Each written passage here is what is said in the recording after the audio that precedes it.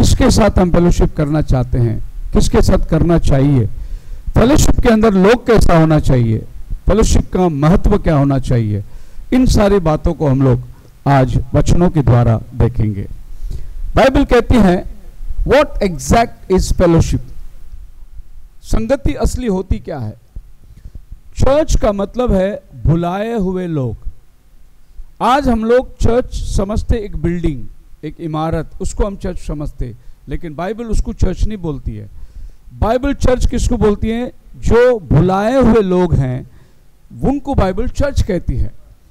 अगर आप प्रेरितों की किताब उसका 7वां अध्याय पढ़ोगे तो वहां लिखा है प्रभु जंगल में कलीसिया से बातें किया। अब जो 400 साल की गुलामी से निकले हुए थे, ये जंगल में कोई चर्च थोड़ी था, लेकिन जहां ये 2 या 3 इकट्ठे होते हैं वो चर्च बन जाता है। हालेलुया। आज हम लोग इस होटल के इस हॉल में इकट्ठे हुए हैं, ये होटल चर्च नहीं है, लेकिन इधर बैठे हुए लोग चर्च बन गए हैं आज, क्योंकि प्रभु उनके बीच में उतर आता है। सो आज हम लोग प्रभु के रियल चर्च है। सो इस संगति के बारे में हम लोग देखेंगे। एग्जैक्टली चर्च एक फेलोशिप को दर्शाता है। First John chapter 1 verse 3।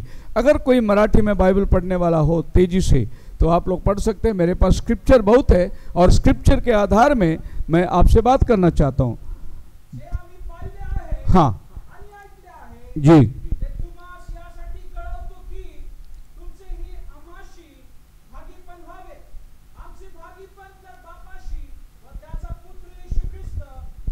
हाँ, आमची भागीपन, मराठी में क्या वर्ड है फेलोशिप को? भागीपन।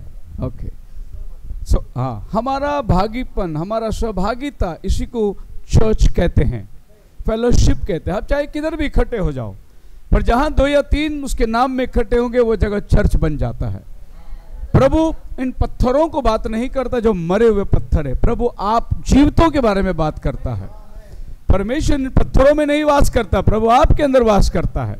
आज ब्रिटिश लोगों ने इतने बड़े बड़े चर्च बना के गए हमारे हिंदुस्तान के अंदर, लेकिन आप संडे जाके देखिए आधा से ज्यादा चर्च खाली है, उसको चर्च नहीं बोलते। अगर तमाम विश्वासी लोग अगर संडे चर्च को जाए तो चर्च में बैठने को जगह नहीं होगी, इतने विश्वासी लोग पड़े हैं, लेकिन चर्च में थोड़े पके बाल और बुजुर्ग लोग खाली बैठे दिखेंगे। जवान लोग आजकल चर्च में आपको दिखना ही मुश्किल हो जाएगा। अच्छा लगा कि जवान लोग गाना गा रहे हैं, प्रोत्साहित है प्रभु के लिए, पर आज चर्चों के अंदर आप जाइए, वही लोग सोचते कि चर्च बोला तो वो पुराने लोग का काम है, लेकिन प्रभु की कृपा है, प्रभु ने हमें भर जवानी से अपनी सेवा को इस्तेमाल किया है। हालेलुया। मैं जब 21 साल का था तब अंबरनाथ के अंदर चर्च स्टार्ट किया, जब आई वाज 21। आज मैं 55 का हूँ। प्रभु ने कृपा किया कि इतने वर्षों तक प्रभु की सेवा के अंदर बनाए रखे। हालेलुया। और मैं जानता हूं कि प्रभु का आना बहुत निकट है और हमारा प्रतिफल देने वाला परमेश्वर है। सो संगति के अंदर कैसे लोग होना चाहिए? बाइबल कहती है मेरा और पिता का संगति और उसके पुत्र यीशु मसीह में, मेरा और खुदा का संगति प्रभु यीशु मसीह के अंदर। सो हमारा फेलोशिप गैर लोगों से नहीं होना चाहिए। फेलोशिप के अंदर आप नहीं जान सकते कि एक शराबी आके बैठे, कि व्यभिचारी आके बैठे और इनके साथ में संगति कर सकते हैं? नहीं कर सकते। हम संगति उन्हीं के साथ कर सकते हैं जो यीशु मसीह के लहू से धुले हुए हैं, जिनका बपतिस्मा हुआ है, जो पवित्र आत्मा पाए हुए हैं, उनके साथ हम संगति कर सकते हैं। सो अगर आपको लगता है कि मैं जाके शराब के अड्डे में बैठूं और मैं बोतल लेके बैठूं और मैं बोलूं कि मैं संगति कर रहा हूं, तो मैं संगति किनके साथ कर रहा हूं? दुनिया वालों के साथ संगति कर रहा हूं। जब हम प्रभु की संगति में आते हैं तो प्रभु ने हमारे लिए एक विशेष जगह रखी हुई है। बाइबल इस बात की गवाही देती है, आप पढ़ सकते हैं 2 कोरिन्थियों की किताब, उसकी 6वां अध्याय और उसका 14 वचन।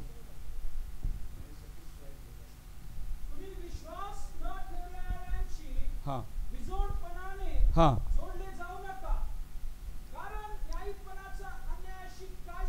क्या संबंध? बाइबल कहता है क्या संबंध है?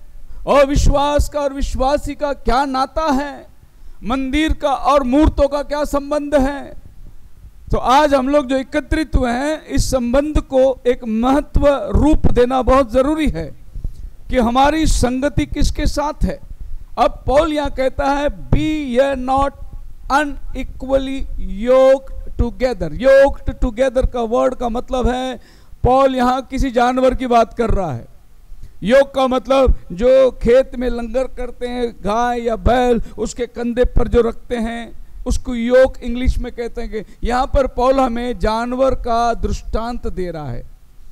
अब क्यों यह जानवर का दृष्टांत दे रहा है? क्योंकि बाइबल में लिखा है, पुराने नियम के अंदर अनुवाद की किताब व्यवस्था विवरण 22 अध्याय उसका 10 वचन में, जैसे यहां पर आप देख रहे, प्रभु कहता है तू एक बैल को और गधे को साथ में जोतना मत। दोनों गाढव म्हणजे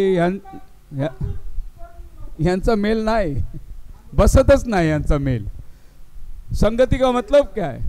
गधे को और बैल को तू एक साथ मत बांधना, ये परमेश्वर ने नियम दिया है। हमेशा अगर बैल है तो दोनों भी जोड़ा बैल होना चाहिए। आप तो एक जगह गधे को बांधेगा और बैल को बांधेगा तो आप सब जान लो कि गधे के पीछे चलने से क्या होगा। कोई अंदाज लगा सकता है? पूरी बत्ती सी बाहर आ जाएगी आपकी, क्योंकि गधे को पीछे लात मारने की आदत है। प्रभु ने बोला उसको उसके साथ में तो नहीं बांध सकता। अगर तुझे खेत जोतना है तो दोनों एक ही जात के लोग होना चाहिए। इसीलिए अविश्वासी का और विश्वासी का कोई नाता नहीं है। सो ये नाता को पौलुस हमें वर्णन करता है। ये जानवर के बारे में नहीं बोल रहा है वो, लेकिन जानवर का दृष्टांत देकर हम इंसानों से वो बात कर रहा है कि तुमने भी संगति किसके साथ करना चाहिए। आगे इसी वचन के अंदर जो कोरिन्थियों के अंदर हमने पढ़ा था, पौल कहता है What fellowship hath righteousness with unrighteousness? धर्मियों का अधर्मियों के साथ में क्या संगति? हमारे 20वीं सदी का नबी कहता है अगर तुम्हें किसी की चरित्र जानना है तो मुझे बताओ उसका दोस्त कौन है, मैं उसका चरित्र बताऊंगा। मतलब यह है कि आप किस लोगों के साथ में उठना बैठना करते हैं, वही बताएगा कि आपका चरित्र कैसे होगा। उदाहरण के लिए अगर हम लोग एक गैरेज वाले के साथ में उठना बैठना कर देंगे, समझो एक मैकेनिक हो, तो उसकी भाषा हमेशा कैसी रहेगी पता है? यार उसका नट ढीला है, उसका स्क्रू टाइट करना पड़ेगा, ये गैरेज वाले की भाषा है।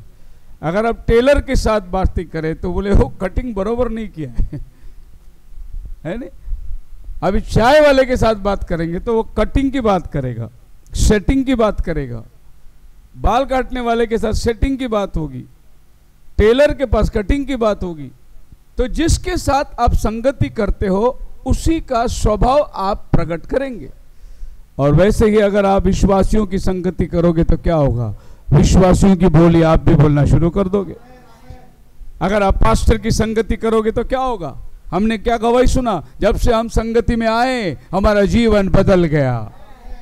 क्यों बदलेगा? क्योंकि आपका संगति निर्माण करता है, आपकी संगति बताता है कि आप किस चरित्र के लोग हों। फिर आगे बाइबल कहता है उजाले का और अंधियारे का क्या मेल जोल। ये दोनों को आप कभी मिक्स कर ही नहीं सकते, क्योंकि परमेश्वर ने कहा उजाला हो और उजाले को अंधियारे से अलग कर दिया। उस दिन उसने अलग किया, आज तक आप मिला नहीं सकते उसको। जिधर लाइट डाल दी उधर अंधकार भाग जाता है। अंधकार उजाले के सामने खड़ा ही नहीं रख सकता। लाइट की डेफिनेशन क्या है और अंधकार की डेफिनेशन क्या है? लाइट की डेफिनेशन आप देख सकते हैं, सूरज की रोशनी, इसको कॉस्मिक लाइट बोलते हैं। हमारे ऊपर जो बल्ब जलता है इसको आर्टिफिशियल लाइट बोलते हैं। जो खुदावन ने अग्नि स्तंभों में बात किया उसको सुपरनेचुरल लाइट बोलते हैं। लाइट की डेफिनेशन है ब्लैकनेस, डार्कनेस की डेफिनेशन नहीं है। The absence of light is darkness. अंधकार का डेफिनेशन क्या है? जहां ज्योति नहीं वहां क्या होगा? और ये दोनों का कभी भी मेल हो ही नहीं सकता। ये दोनों को आप कभी नहीं मिला सकते हैं। जहां ज्योति आई उधर अंधकार भागना है। फिर आगे बाइबल कहता है क्राइस्ट और बेलियाल का क्या संबंध, मसीह का और शैतान का क्या संबंध है? ये दोनों भी एक साथ नहीं रह सकते। अगर शैतान अंदर है तो मसीह नहीं आएगा, और मसीह अंदर है तो शैतान नहीं आएगा। अब ये बोल ही नहीं सकते कि दोनों मेरे साथ है। ये संगति हम लोग कभी नहीं कर सकते। क्योंकि शैतान का डेफिनेशन अलग है, उसका काम अलग है। मसीह का डेफिनेशन अलग है, उसका काम अलग है। शैतान हमेशा चोरी करने, नाश करने आएगा, मसीह हमेशा बचाने, उद्धार करने के लिए आएगा। ये दोनों का डेफिनेशन बिल्कुल अलग है, इसको आप मेल नहीं खिला सकते। अनबिलीवर एंड इनफिडल, अनबिलीवर, उसका आगे पौल बोलता है विश्वासी और नास्तिक का क्या संबंध। नास्तिक वो है जो कहता है कि खुदा है ही नहीं, और विश्वासी वो है जिसका भरोसा खुदा के ऊपर है। अब इनफिडल जो वर्ड इंग्लिश में है, इसका मतलब है atheist, agnostic, disbeliever, adversary, infidel, sceptic, इतने सारे मीनिंग एक ही वर्ड में आता है इनफिडल। अब आप देखेंगे कि नास्तिक कभी भी आस्तिक नहीं बन सकता, और नास्तिक खाली ये दुनिया में जब तक जीवित है तब तक नास्तिक है। एक बार वो ये शरीर को छोड़ के निकल गया, उसका नास्तिकपना खत्म हो जाएगा, क्योंकि वो अपने सृष्टिकर्ता के सामने खड़ा रहने वाला है। नास्तिक का मतलब यह है कि एक बच्चा जब भी अपने माँ के गर्भ में रहता है, लेकिन वो बच्चा अपने माँ को देखा नहीं, अपना माँ को जानता नहीं, लेकिन उसी माँ के पेट में वो पल रहा है। वैसे ही हम सब लोग उसी खुदा के अंदर पल रहे हैं, लेकिन हमने खुदा को देखा नहीं। पर हम बोल सकते हैं, क्या बच्चा गर्भ में बोल सकता है मैं, मेरा माँ का और मेरा कोई रिश्ता नहीं? नहीं, माँ के द्वारा ही वो पल रहा है। लेकिन जब बच्चा गर्भ से बाहर आता है, ऊम से बाहर आता है, तब वो बच्चा अपने माँ को देखता है। उसी तरीके से जब हम इस शरीर से निकलकर टूम्ब में जाएंगे, तब हम अपने उद्धारकर्ता को, अपने खुदा को आमने सामने देखेंगे। हालेलुया। इसके लिए नास्तिक सिर्फ इस जिंदगी के अंदर, इसके बाद में जब वो शरीर छोड़ता है वो आस्तिक बनना ही पड़ता है, क्योंकि उसका समझ में आता कि अरे इतना 9 महीना में माँ के गर्भ में रह के भी माँ को नहीं देखा था। गर्भ के बाद एक जिंदगी है, वैसी कब्र के बाद एक जिंदगी है। जब तक आप कब्र में नहीं जाते, आप उस जिंदगी को नहीं देख सकते जो अनंत कालिक है। और जब तक बच्चा माँ के गर्भ से बाहर नहीं आता, वो यह दुनिया को नहीं देख सकता है। आस्तिक और नास्तिक का क्या संबंध है, हम उसके साथ संगति कर ही नहीं सकते। फिर अगला वचन 6:16 के अंदर पौल कहता है मूर्तों का और मंदिरों का क्या संबंध है। किसका? मूर्त का।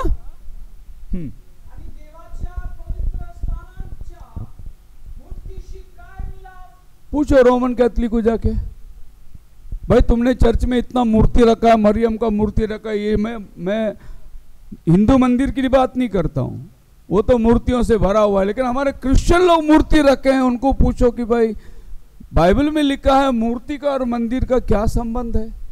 कहां से मंदिर में, चर्च में मूर्ति कहां से आ गई? बाइबल कहता है कि तुम परमेश्वर के मंदिर हो, पर प्रभु के मंदिर में मूर्तियां चली आ गई।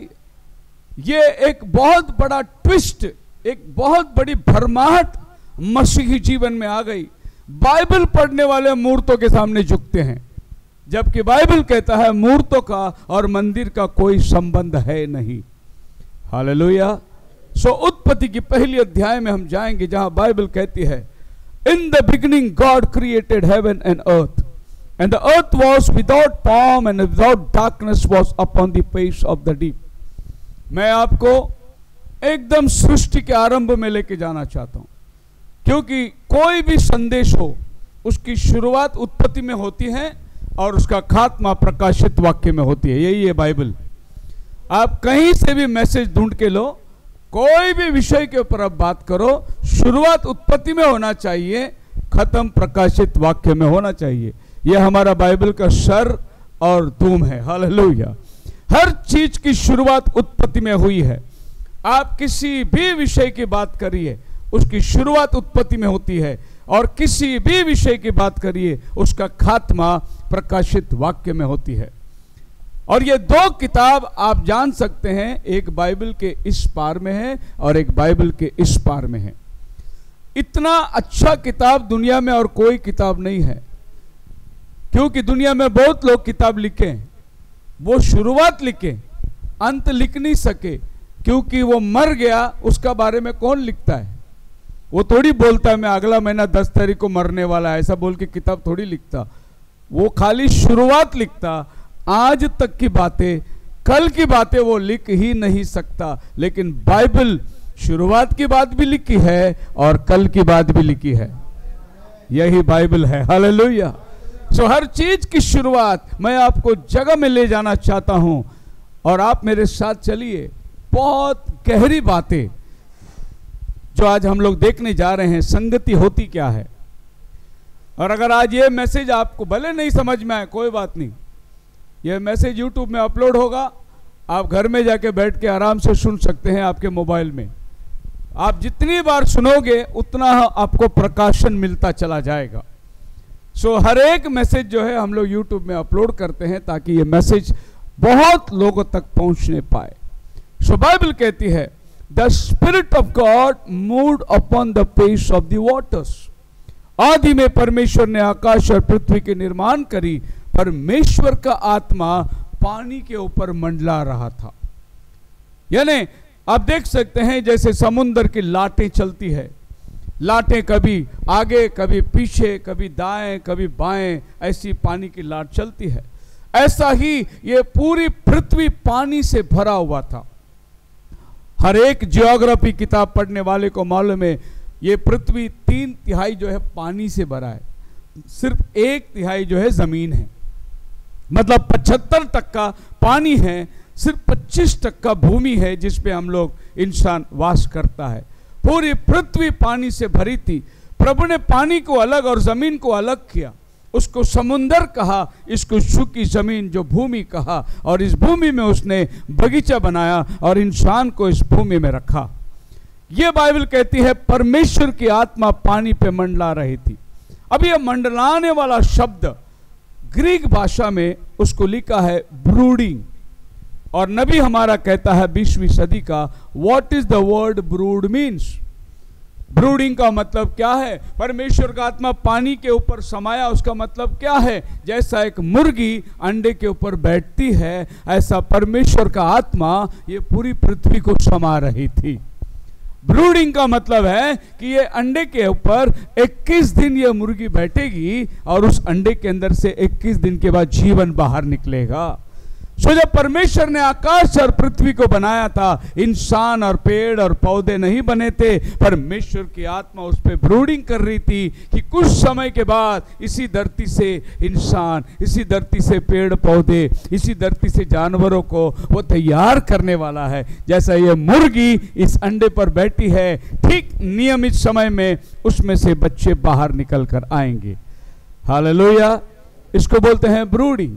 अब यह ब्रूडिंग परमेश्वर की आत्मा पृथ्वी पर कर रही थी। दूसरे शब्दों में अगर मैं कहूं तो परमेश्वर ने एक बीज बनाया और वो बीज आम का बीज है। उस आम के बीज में परमेश्वर ने उस आम का पेड़ का आकार कैसा होना चाहिए वो उस बीज में डाला। उसके पत्ते कैसे लंबे लंबे होना चाहिए वो उस बीज के अंदर डाला। उसके आम का आकार, उसका स्वाद, वो कितना खट्टा होना चाहिए, कितना मीठा होना चाहिए, उसका रंग कैसा होना चाहिए, ये सब परमेश्वर ने विचार किया और फिर उस बीज के अंदर उस गुण को डाल दिया और वो बीज परमेश्वर ने जमीन में डाल दिया। अब वो बीज को क्या करना है? ब्रूडिंग करना है। तब वो बीज के अंदर से क्या निकलेगी? जीवन बाहर निकलेगी। और जो जीवन बाहर आएगी उसमें क्या लगेगा? जो खुदा का विचार में उसने बनाया था वो सब चीज उस बीज के अंदर उसने डाल दिया। आप जाइए दुकान में और बोलिए मुझे आम का पेड़ चाहिए, वो आपको एक बीज देगा। आप बोलेंगे नहीं मुझे आम का पेड़ चाहिए, बोला पेड़ ही है लेकिन अभी वो बीज के रूप में है। आप उसको ले आओ, अपने घर में डालो जमीन में, कुछ दिन इंतजार करो, आपने जो मांगा था वो बीज आपको फसल के रूप में देगी। तो अजीब वो आज वो बीज के रूप में थी। जैसे भाई ने कहा कि आज ये मीटिंग को मैं पिछले कई महीनों से सोच रहा हूं। वो कहां सोच रहे थे? अपने ख्यालों में सोच रहे थे कि 31 तारीख को हमारा 10वां साल मनाना है, कहां मनाना है, किसको बुलाना है, ये सब उसके विचार में था। और जब उसने अपने विचार को प्रकट किया, आज हम सब लोग होटल में बैठे हुए हैं। ये किसी के विचार के अंदर थी, आज वो खुलकर आ गई। उसी तरह परमेश्वर के ख्यालों में हम सब पल रहे थे, अब उसका ख्याल हमारे सामने खुल के आ गई। इसी को कहते हैं परमेश्वर का आत्मा इस पृथ्वी पर मंडला रही थी। भजन संहिता में दाऊद कहता है 104 अध्याय का 30 वचन, Thou sendest forth thy spirit, तू अपने आत्माओं को भेजता है। They are created and thou renewest the face of the earth, तूने अपना आत्मा को भेजा और आत्मा ने सृष्टि कर दी। तो परमेश्वर का आत्मा ये पृथ्वी पर समाया है और एक एक करके उसकी आत्मा सृष्टि करती है। हालेलुया।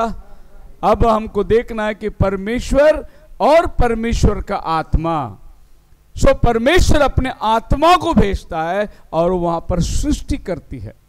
परमेश्वर का आत्मा आने का मतलब परमेश्वर स्वयं आना। परमेश्वर एक जगह बैठकर उसकी आत्मा को आगे भेजता है, ऐसा नहीं। परमेश्वर स्वयं आत्मा बनकर आ रहा है वो सृष्टि का निर्माण करने के लिए।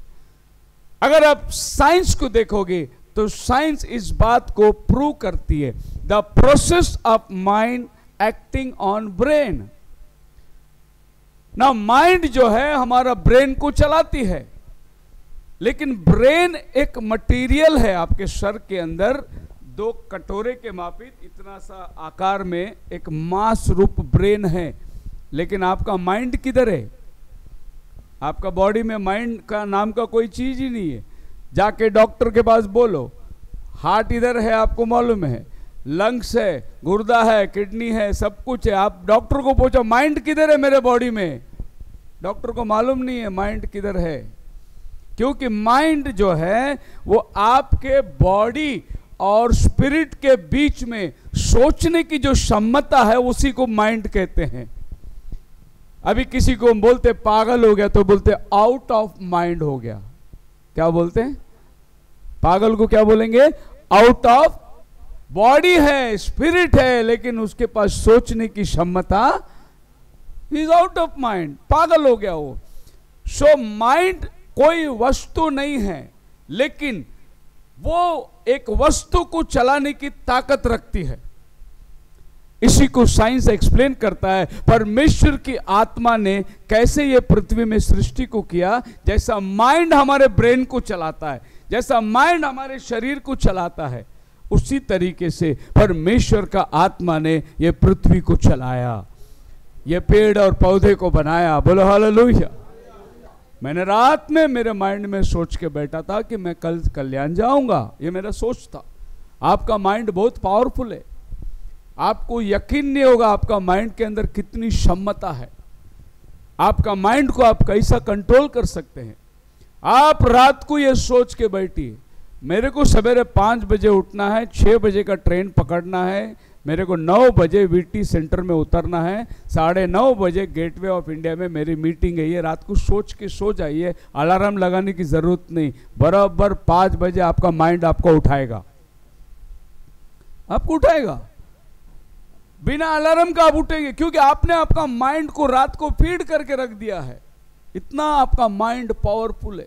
और ये माइंड जो है ये सोचने की क्षमता रखती है। अभी मेरा माइंड में मैं सोच रहा हूं कि मैं आपको ये चित्र एक लाइट के द्वारा बताऊंगा। ये मेरा माइंड में मैंने सोचा, तब मेरा हाथ ने ये पेन उठाया और मेरा हाथ काम कर रहा है। मेरा हाथ काम जो कर रहा है ये मेरी माइंड की बात सुन रहा है। मेरा माइंड जो इसको कमांड करता है, ये पूरा शरीर चलता है। लेकिन माइंड को आप देख सकते हैं क्या? नहीं देख सकते। इसी तरह परमेश्वर के आत्मा को नहीं देख सकते, लेकिन आत्मा जितना काम कर रहा है सब दिखाई दे रहा है। हमारे को बदलने वाला भी परमेश्वर की आत्मा है। सो हमारे पूरी माइंड के अंदर काम करती है। सो ये हमारा बॉडी है, आउटर बॉडी। जैसे हम लोग 3 रूम किचन फ्लैट में रहते हैं, उसी तरह ये बॉडी भी 3 रूम किचन है। इसमें एक बॉडी है, सोल है, स्पिरिट है। और ये सोल, स्पिरिट, बॉडी, आपके 3 कमरे को चलाने वाला जो है वो माइंड होता है। दूसरे शब्दों में हमारे 20वीं सदी का भविष्यवक्ता ने एक संदेश दिया, थिंकिंग मैन्स फिल्टर। क्या है वो फिल्टर? प्रॉफिट बोलता है वो माइंड है तुम्हारा। उसके लिए उसने एक्सप्लेन किया कि एक सिगरेट होता है और इस सिगरेट के यहाँ पर तंबाकू रहती है और यहाँ पर एक कपास रहता है, इसको फिल्टर बोलते हैं। तो यहाँ आग लगाओ और यहाँ से आप धुएं खींचो तो ये आग तंबाकू को जलाती है, लेकिन सारे राख इधर फंस जाती है, खाली धुआं अंदर जाता है। इसको बोलते हैं फिल्टर। यही तुम्हारा माइंड है।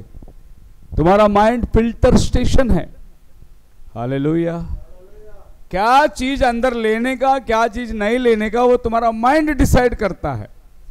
उदाहरण के लिए तुम रास्ते पे चलते रहो और अचानक तुमको एक पोस्टर दिखाई दिया और वो पोस्टर में बहुत अच्छी अच्छी लड़कियां डांस कर रही है और आपका आंखी देख रहा है पिक्चर बड़ा अच्छा होगा, आंख बोल रही है और आंख अपने शरीर को बोलता है चलो टिकट लेके देखेंगे, कोई तो है ही नहीं इधर। शरीर को बोलता है।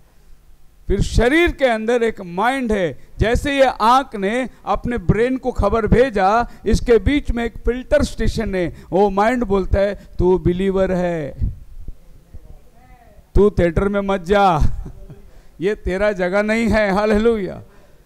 अगर ये माइंड को कंट्रोल प्रभु करता है तो आपको थिएटर में नहीं भेजेगा। अगर ये माइंड को शैतान कंट्रोल करता है तो बोलेगा जा, कोई नहीं है, पिक्चर बहुत अच्छा है। ऐसे एक बार हो गया, एक बिलीवर जाके सिनेमा के लाइन में खड़ा हुआ, इधर उधर देखा कोई नहीं, तो आगे एल्डर साहब खड़े थे। उसने हाथ लगाया, बोला प्रेज द लॉर्ड ब्रदर। आप इधर? बोले आगे पास्टर खड़ा है। बोलता उसने जाके पास्टर को हाथ लगाया, बोले पास्टर जी आप इधर। आगे बिशप खड़ा है। होता सारी चर्च सिनेमा के लाइन में खड़ी है, सोचते हैं कि किसी को मालूम। सो फिल्टर क्या करता है, इस बात को फिल्टर करके आपको बताता है कि आप खुदा के बच्चे हैं। यह माइंड की वो क्षमता है। मान लो मैं चल रहा है और एक आदमी को धक्का लग गया और उसने मुझे बोला अरे अंधा दिखाई नहीं देता है क्या? मेरा कान ने सुन लिया अंधा। और मैं मेरा माइंड को बोलता मैं भी तेरे को अंधा बोलूं क्या? अगर हमारे माइंड का कंट्रोल शैतान करता है, बोले तू भी दो चार गाली दे उसको। लेकिन अगर हमारा माइंड कंट्रोल प्रभु करता है तो बोलेगा सुन के अनदेखी कर, बोल प्रभु तेरे को क्षमा करेगा, और आप मुड़ जाते हैं। आपका माइंड आपका कंट्रोल टावर है और ये माइंड आपका यहां से वहां मैसेज को पास करता है और माइंड से आप बहुत बड़े बड़े काम कर सकते हैं। इसके लिए बाइबल कहता है कि माइंड से हारो मत। डॉक्टर ने बोला आपको कैंसर है, आपको 2 महीना पड़ा हुआ है और आपने माइंड बना लिया कैंसर मेरा कुछ नहीं कर सकता, आप बीमारी के ऊपर जय पाने की कोशिश करोगे। नहीं तो कैंसर है मेरे को कैंसर है, खत्म हो गया। सुनते के साथ में आदमी आधा मर जाता है, बाकी आधा दवा खा के मरता है। वो सुनते के साथ में आधा मर जाता है, पर बाद में आधा दवा खा के हॉस्पिटल में मरता है। लेकिन आपने माइंड बना लिया मैं लड़ूंगा, हालेलुया, इसके साथ मेरा उद्धार करता मेरे लिए खोड़े खाया है, आप उस बीमारी के ऊपर जय पाएंगे। आपका माइंड आपको सिखाता है। इसीलिए कभी भी अपने माइंड को कमजोर मत करिए। अब बाइबल हमें कहता है उत्पत्ति की किताब में, And when man walked in the uprightness of God, God came down in the cool of the evening and fellowship with him. Bible कहता है परमेश्वर दिन के ठंडे समय, उत्पत्ति 3 अध्याय उसका 9 वचन में आइए।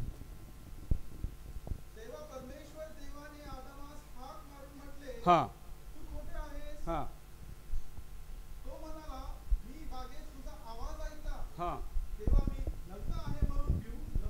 ओ मी लपलो। कोणी सांगितलं तुला तू नग्न आहे म्हणून? हे तर मी नाही सांगितलं तुला, हे दूसरा व्यक्ती असणार ज्याने तुला सांगितलं तू नग्न आहे ना। आदमी खुदा की संगति कब करता है? जब तक वो वचन में बना है वो खुदा की संगति करेगा। जिस समय वो आदमी वचन को तोड़ता है खुदा की संगति से उसे दूर होना पड़ता है। और आप जान सकते हैं कि अगर आप एक शराबी को बोलो चल चर्च को जाएगा, नहीं आएगा। वो उसको मालूम है वो मेरा जगह नहीं है, वो संगति नहीं कर सकता वहां पर। उसी तरीके से परमेश्वर दिन के ठंडे समय में आदम के वाटिका में आदम और हवा के साथ संगति करने आता था। कब तक? जब तक वे लोग वचन पे थे तब तक वो उनके साथ संगति करता था। आज खुदावन आपके साथ संगति कैसे करेगा? जब तक आप वचन में स्थिर है, खुदा आपके साथ संगति करेगा। जिस दिन आप वचन में गिरते हैं, आप खुदा से जुदा हो जाते हैं, फिर आप खुदा के साथ संगति नहीं कर सकते। एक ही कंडीशन है खुदावन का आपके साथ संगति करना, तुम उसके कहे हुए वचन पर चलो। Only one condition. आपका कपड़ा, आपका लत्ता, आपका पैसा, आपका संपत्ति, ये प्रभु देखता नहीं। आप वचन का आदर करते हैं क्या? आपकी परिस्थिति कुछ भी हो, खुदावन आपके साथ संगति करता है। जब आदम और हवा ने पाप किया, वो परमेश्वर के समकक्षा से खो दिए। बाइबल कहता है वे परमेश्वर के साथ साथ चलते थे। परमेश्वर की चलने की आहट को सुनकर वे लोग जाके छिप गए। मतलब प्रभु उनके साथ लिटरली आके चलता था उस बाग में। अब बाइबल हमें बतलाता है, उत्पत्ति 5 अध्याय का अगर 18 से पढ़ोगे, हानोक 365 साल जीवित रहा और प्रभु के साथ साथ चलता था। He walked with God। और 300 साल ये आदमी प्रभु के साथ चला। प्रभु का धन्यवाद हो, यहां की गवाही 10 साल की है, इसकी 300 साल की गवाही है नहीं? हम लोग गवाही दिए 10 साल से हम प्रभु के साथ में हैं, ये 300 साल प्रभु के साथ चला और एक दिन ये गायब हो गया, ये वापस आया ही नहीं। प्रभु के साथ चलते चलते चलते इतना दूर चला गया कि घर बहुत दूर हो गया। प्रभु ने अनोख को बोला, आप चल मेरे साथ, छोड़ दे सब अभी, चल मेरे साथ। और वो अनोख प्रभु के साथ स्वर्ग चला गया। पहला आदमी जो जिंदा गया ऊपर, बाकी सब लोग मर के जाते हैं, ये आदमी पहला आदमी था बाइबल में जो जिंदा चला गया। इसकी लाश मिली नहीं। इसका मतलब खुदा के साथ चलने का अर्थ क्या है? आप जीते जी बदल कर बादलों पर उठा लिए जाएंगे जब प्रभु आएगा आपके साथ। इसके बाद एक और आदमी था जिसका नाम था नोहा। यह भी खुदा के साथ साथ चलता था। जब खुदावन ने देखा पृथ्वी को नाश करना है, हर एक के सोच में जो बुरा होता है, एक आदमी उसको धर्मी मिला। 5 वचन में लिखा है, 6:5 में, सबके विचार में बुरा होता है, जो कुछ सोचता है। और आज वही कंडीशन में पृथ्वी आ चुकी है। जो कुछ आदमी सोच रहा है सो बुरा ही सोच रहा है। आज सवेरे आप अखबार लेकर पढ़ नहीं सकते, इतना बुरी हालात हो चुका है। 4 साल के बच्ची के ऊपर बलात्कार, आप कभी जिंदगी में सोच नहीं सकते। ऐसे खबर आप पढ़ रहे हैं। यही समय था नोहा का समय ऐसा हो गया था। कलकत्ता में डॉक्टर की हालत क्या कर दिए, कितने एक नरभक्षी लोगों के हालात। इंसान अपनी इंसानियत को खो गया। ऐसा एक समय फिर से पृथ्वी में आएगा करके प्रभु यीशु मसीह मत्ती 24 में लिखा था, जब मनुष्य का पुत्र आएगा। नूह के समय का दिन वापस आने वाला है। देखो नूह के समय में क्या था, 6:5 उत्पत्ति, फार आहे, हाँ, वाइट वाइट वाइट वाइट, किधर भी देखो आपको भला मिलेगा ही नहीं। जो कुछ मनुष्य सोचता है सो बुरा ही सोचता है। जाओ आप कल्याण स्टेशन पे खड़ो, 2 मिनट के लिए इधर उधर नजर करो, आपका बैग गायब। धक्के में खड़े रहो, आपका पर्स गायब। कोई आपका भला सोचता है? कोई नहीं। लोकल ट्रेन पकड़ो, अगर आपने सही ढंग से नहीं चढ़ा, आपको नीचे डाल के आपके ऊपर पैर रख के वो जाएगा अंदर, आप गिरा, आपको देखेगा ही नहीं। वो इंसानियत बेरहम हो गया है। माया रहित, दया रहित, क्षमा रहित, अंतिम दिनों का चिन्ह आज हमारे आंखों के सामने आ गया है। लेकिन ऐसी पृथ्वी में एक नोहा मिला। वैसे आज जब खुदावन आसमान से देखता होगा, इस बुराई के अंदर थोड़ी भलाई लोग हैं जो आज 10वां साल मना रहे हैं। थोड़े धर्मी लोग बैठे हुए हैं और खुदा की नजर उन पर हुआ है कि मैं इनका बचाव के लिए एक उपाय करूंगा। अगर आप खुदा के साथ चलते हैं, आपका बचाना उसके हाथ में है। आपको सोचने की जरूरत नहीं, वो आपका उपाय करेगा। बोलो हालेलुया। सो उत्पत्ति 3:11 में आ जाएंगे। Who told you that you are naked? किसने कहा तुम नंगे हो? जब परमेश्वर ने उनको आदन के वाटिका में रखा था, नंगा ही रखा था, लेकिन तभी उनको नंगापन का एहसास नहीं था। लेकिन अब उनको नंगापन का एहसास आ गया। तो प्रभु कहता है, किसने तुझे बताया तू नंगा है? मतलब कोई तीसरा व्यक्ति तेरे जीवन में आ गया है। और वो व्यक्ति कौन है? 3 अध्याय का पहला वचन, उस व्यक्ति का नाम है सर्प।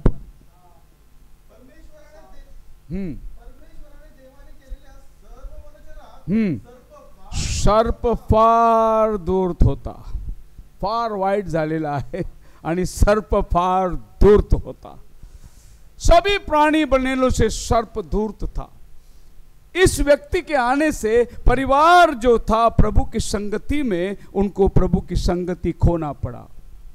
पहला ही परिवार में शैतान आ गया। आज हम लोग बोलते शैतान बहुत तकलीफ दिया, शैतान बहुत परेशान किया, शैतान मेरे घर में, मेरे बच्चे के अंदर, मेरे इसके अंदर शैतान शैतान शैतान। पहला परिवार के अंदर शैतान आ गया। और आप शैतान को वो मत सोचिए कि कोई भयानक चीज था। बाइबल साफ बताती है, शैतान जो था वो जानवर और इंसान के बीच का एक प्राणी था, जो सर्प कहता है। ये वाला सर्प जो है जिसको आप देखते हैं, ये बाद में बना हो, पहला वो इसी तरह 2 पैर और 2 हाथ था उसको। ये तो प्रभु ने कहा तू पेट के बल चलेगा, तभी वो जमीन पर लेट गया, वरना पहला वो ऐसे इंसान की तरह बात करता था, इंसान की तरह बोलता था, इंसान की तरह समझ रखता था, लेकिन वो जानवर और इंसान का बीच का एक प्राणी था। इसके लिए साइंटिस्ट को जाके पूछो इंसान कैसा पैदा हुआ, वो बोलेगा बंदर से पैदा हुआ। किससे पैदा हुआ? देखो, साइंटिस्ट ने लैपटॉप बनाया, घड़ी बनाया, मोबाइल बनाया, प्रोजेक्टर बनाया, इतना सब आधुनिक चीज बनाया, और उसको पूछो तेरा बाप कौन, तो बोलता बंदर। अक्लमंद लोग का बाप कौन है? लेकिन मेरा बाइबल बोलता है खुदा ने मनुष्य को अपने स्वरूप में बनाया। मनुष्य जानवर से नहीं आया। अगर वो कहता है बंदर से इंसान आया, तो आज पैदा करके दिखाए बंदर से इंसान। 6000 साल में अभी तक बंदर से इंसान पैदा नहीं कर सका। वो बाइबल बोलता है इंसान कहां से आया और शैतान का रूप कैसे प्रकट हुई। सो ये वो आदमी था जिसने आदम और हवा को प्रभु की संगति से बाहर निकाला। हम संगति की बात कर रहे हैं, फेलोशिप की बात कर रहे हैं। द डेफिनेशन ऑफ फेलोशिप, किसी ने कहा to fellow in a ship. To fellow, 2 व्यक्ति एक बोट में जो बैठते हैं वही फेलोशिप है। हम लोग अभी जिस बोट में बैठे हैं इसको कहते हैं उद्धार का बोट है। ये नोहा जिस बोट में बैठा था वो उद्धार का बोट था। यानी ये बोट पानी के ऊपर तरंगने वाला है, दुनिया पानी में डूब के मरने वाला है। ये संगति में जिसमें आप आ गए, ये आपका बचाव का कारण है। अगर ये संगति से बाहर जाओगे आपको मरण है वहां पर। सो खुदावन का नाम मुबारक हो। अब ये जानवर इस बगीचे के अंदर क्या करता था? प्रभु ने इस जानवर को आदम का नौकर बना के रखा था। यह आदम का काम करता था, आदम उसको हुकूमत देता था, लेकिन वह आदम के जैसा चलना, आदम के जैसा बोलना, ऐसे सब कुछ स्वभाव आदम के जैसे था। लेकिन वो आदम इंसान के साथ नहीं था, वो एक जानवर था। और बाइबल क्या कहती है? पढ़िए 2 अध्याय का 15 वचन।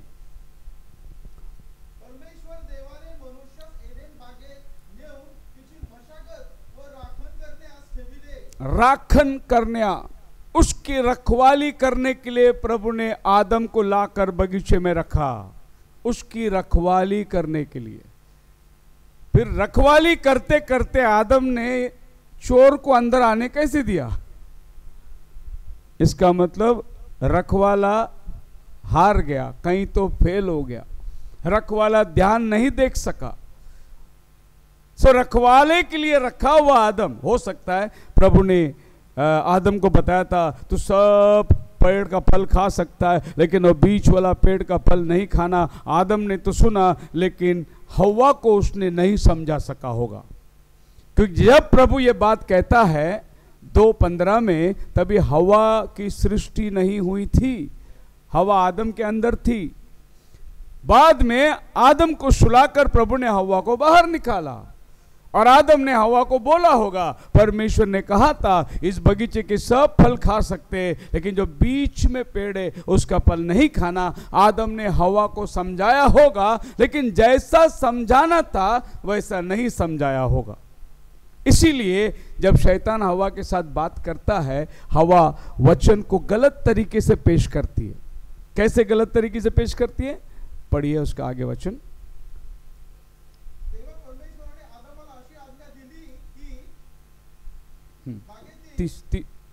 तीसरा अध्याय का।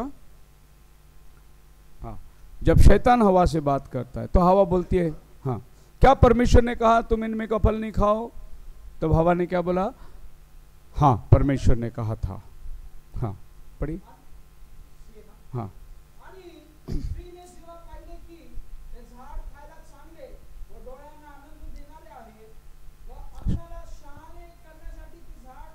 सत्रह 17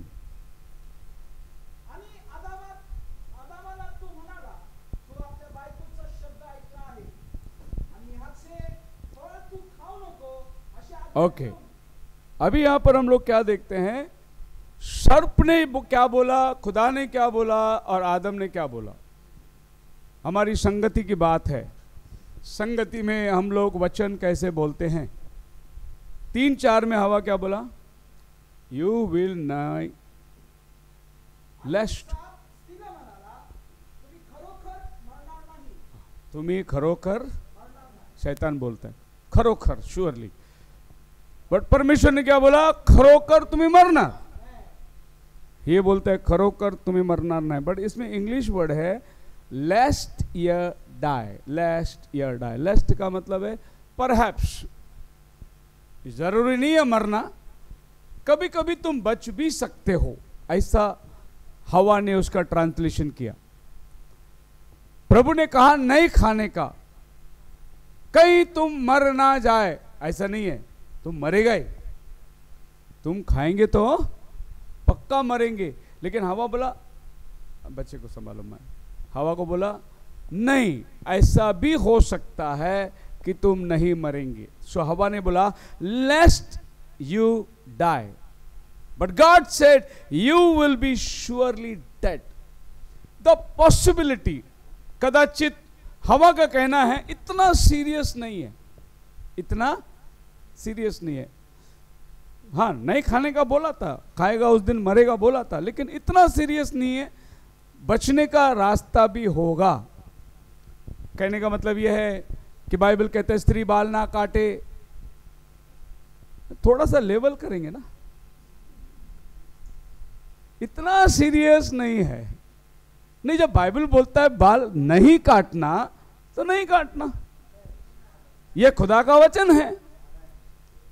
फिर आपने जाके ब्यूटी पार्लर में थोड़ा सेटिंग करके इधर का इधर, इधर का इधर नहीं कर सकते, क्योंकि प्रभु ने बोला करना ही नहीं।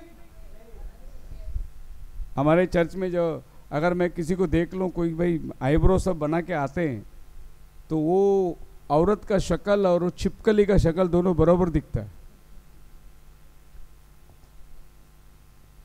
बाइबल बोलता है नहीं करना, नहीं करना। नहीं, शादी में जाना है ना, अब शादी में जब दुल्हन आती है तो इतना मेकअप करके, इतना ब्यूटी पार्लर से उसको थवा थवा के मसाज करके लेके आते हैं। अगले दिन जब वो नहा के निकलती है तो पता चलता है उसका शक्ल असली कैसा है। तो वो सब मेकअप की दुनिया में लोग पागल है। तो बाइबल क्या कहती है? जो तू है सो है, उसमें थोड़ा भी तड़जोड़ नहीं कर सकते। तो हवा ने क्या बोला? लेस्ट, मतलब हो सकता है। That is the breaking of the word.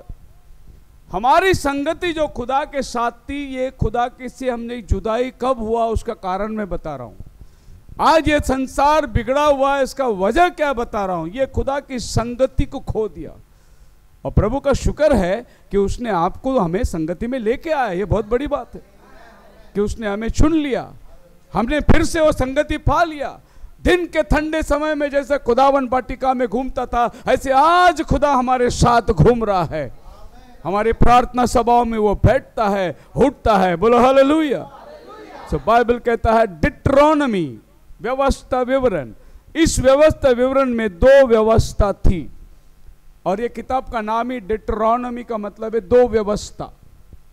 और ये आपका किताब में अनुवाद, आपके मराठी में अनुवाद होगा, हिंदी में व्यवस्था होगा, इंग्लिश में इसका नाम है ड्यूटरोनॉमी, मतलब 2 व्यवस्था। अब ये दो व्यवस्था क्या है? एक व्यवस्था सिनै पर्वत से हमको मिला और दूसरा व्यवस्था प्रभु के कलवरी से हमको मिला। ये दो व्यवस्था। सिनै पर्वत से क्या मिला? तू पाप किया मारा जाएगा। कलवरी से क्या मिला? मैं तेरे लिए मरकर तुझे मैं बचाऊंगा। ये दो व्यवस्था है। एक व्यवस्था बोलता है तुझे बलिदान देना पड़ेगा, एक व्यवस्था बोलता है मैं बलिदान दूंगा और तुझे बचा लूंगा। एक व्यवस्था बोलता है तू चोरी ना करना, तू झूठ ना बोलना, तू लालच ना करना, तू खून ना करना। एक व्यवस्था तू तू तू बोलता है। एक व्यवस्था बोलता है मैं तेरे लिए जान दिया, मैं तेरा बचाव के लिए, मैं तेरा उद्धार करता है, मैं तेरा चंगाई देने वाला है, मैं तेरा बचाने वाला है। ये दो व्यवस्था है जिसमें आज आप और हम लोग चल रहे हैं। एक खंडित करता है, एक हमें बचाने के हाथ बढ़ाता है। सो आदम और हवा इस बगीचे से जब बाहर जा रहे थे, खुदावन ने उनको धकेल के बाहर निकाल दिया। बोला अब तुम मेरे समक्षता में रह नहीं सकते क्योंकि तुमने वचन को तोड़ दिया है। 3 अध्याय का 24 वचन पढ़िए, उत्पत्ति का 3:24। So he drove the man and he placed the east of the garden a cherubims and a flaming sword which turned everywhere to keep away of the tree of life. हाँ हाँ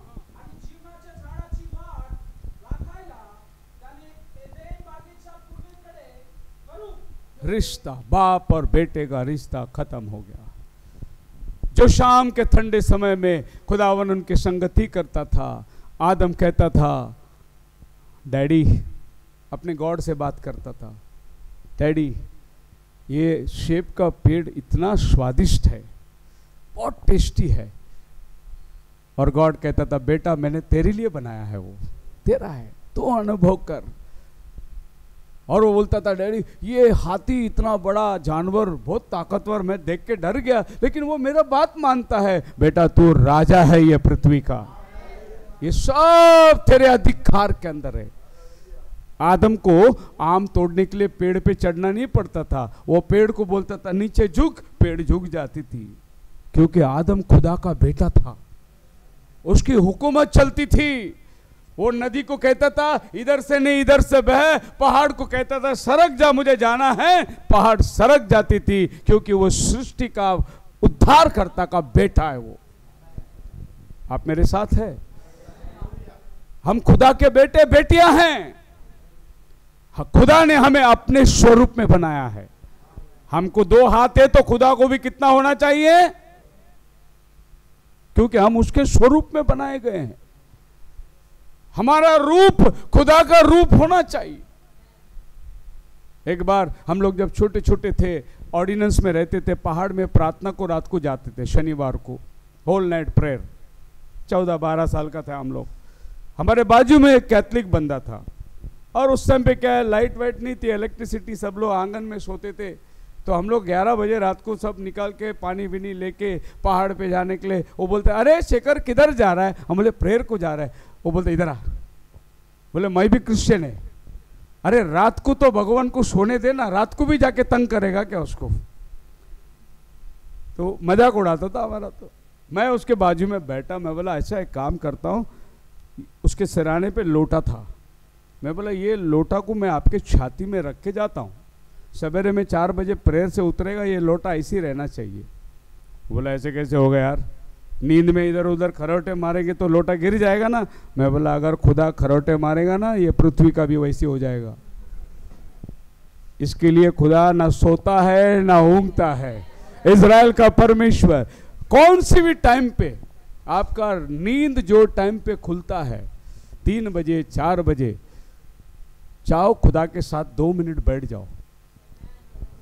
आप ऐसा मत सोचो मेरे को टॉयलेट को जाने का था करके नींद खुला, ऐसा मत सोचो मेरे को खुदा बात करने के लिए उठाया, ऐसा सोचो, और उसके संगति में बैठ जाओ 2 मिनट के ना। प्रभु धन्यवाद ये सुबह के टाइम के लिए, तूने उठाया, मैं तेरा शुक्रगुजारी। खुदावन तुमसे बात करना चाहता है। He is a God of compassionate. वो आदम के साथ संगति करता था। एक दिन आदम वचन को तोड़ा, प्रभु बोला आदम तू कहाँ है बेटा? मैंने तुझे कहाँ रखा था, तू कहाँ है? प्रभु मैं झाड़ के पीछे छुपा हूं। क्यों? नंगा है। किसने बताया तू नंगा है बेटा? जो औरत तूने दिया ना, उसने मेरे को फल खिला दिया। ये तो आदमी की आदत है, कभी कबूल नहीं करेगा, हमेशा दोष दूसरे के ऊपर डालेगा। ऊपर से वो ये बोल रहा है आपने दिया ना औरत, उसने मेरे को फंसाया। हम भी बोलते हैं ना, कभी तेरे से शादी करके पछता रहा हूं, भला हुआ, नहीं तो इससे खतरनाक मिलती। हम हमेशा दोष दूसरे के ऊपर डालेंगे। सर्प को प्रभु ने स्त्री को पूछा तूने क्या किया? बोला सर्प ने मुझे भय खा दिया। उसने बोझ सर्प के ऊपर डाल दिया। प्रभु ने सर्प को देखा और उसको शापित किया। आदम और हवा से कहा अपने पसीने से अभी तो भूमि का उपज करेगा। यह भूमि अपने आप से, प्रभु ने आदमी को खेती करने के लिए नहीं बनाया था, लेकिन आदमी अपने श्राप के कारण खेती करना पड़ा उसको। वरना ये पृथ्वी जमीन शीर्ष थी। आदम को प्रभु ने सब कुछ ऐसे दिया था, खाली आदम को उसके ऊपर रद्दा रखना था, उसके ऊपर अधिकार रखना था। शेष आदम के हाथ में सब कुछ थी। प्रभु ने उसको धक्के मार के बाहर निकाला, लेकिन खुदावन ने बोला एक दिन मैं तेरे को छुड़ा के लेके आऊंगा, क्योंकि वो खुदा का बेटा है, उसको ऐसे जाने नहीं देगा, उसको कैसे भी छुड़ा के लेके आना है। और उसने इर्द गिर्द तलवार को रखा, और बाइबल कहता है उसने चेरोबीम को लेकर तलवार को रखा और बगीचे के इर्द गिर्द, ताकि आदम फिर से अंदर ना आए। वैसे प्रभु आदम को रखता था वहां पर, लेकिन अगर आदम जीवन का पेड़ का फल खा गया होता तो वो पाप की दशा में ही रहता और कभी नहीं मरता। इसके लिए प्रभु ने बोला पहला आदम तो मर, फिर मैं तेरे लिए उद्धार करता बनकर आऊंगा और तेरे को छुड़ा के लाऊंगा, ताकि हमेशा हमेशा के लिए तो मेरे साथ रहे। तो प्रभु ने बाहर निकाला, उसके लिए उपाय किया।